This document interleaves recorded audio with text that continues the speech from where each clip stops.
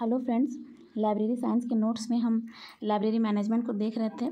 इसमें हम कुछ साइंटिस्ट के बारे में देखेंगे, जिसमें पहले हैं F.W. Taylor, Frederick Wilson Taylor, जिन्हें फादर ऑफ साइंटिफिक मैनेजमेंट भी कहा जाता है।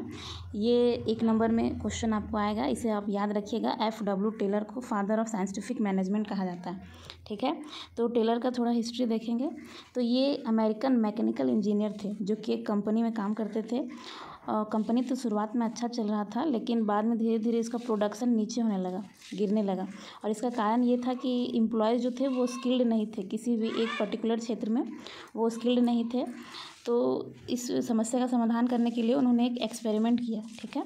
इसमें से उन्होंने 1000 आदमियों को लिया, 1000 लेबर को लिया और इसको 5 अलग अलग ग्रुप्स में डिवाइड कर दिया और उन लोगों को डिफरेंट काम दे दिया।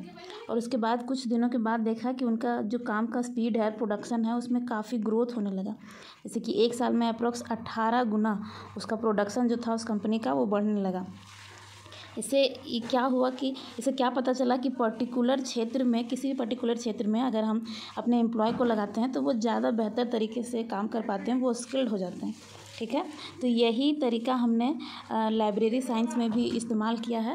लाइब्रेरी साइंस में मैनेजमेंट का अलग से कोई सिद्धांत नहीं है, तो इसमें हमने यही किया है कि लाइब्रेरी साइंस में हमें अलग अलग सेवाओं के लिए अलग अलग सेक्शन बनाए हैं और उसमें अलग अलग लोगों को रिक्रूट किया है, ठीक है। जैसे circular section, acquisition section, maintenance है, पीरियोडिकल है, टेक्निकल सेक्शन है, बहुत सारे सेक्शन हैं।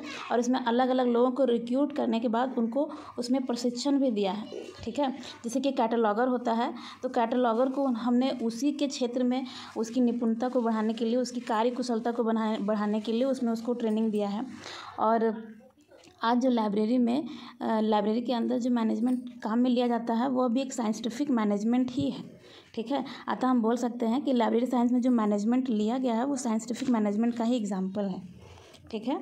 अगर आप इस टॉपिक पे और अधिक जानना चाहते हैं तो कमेंट करिए। Thank you.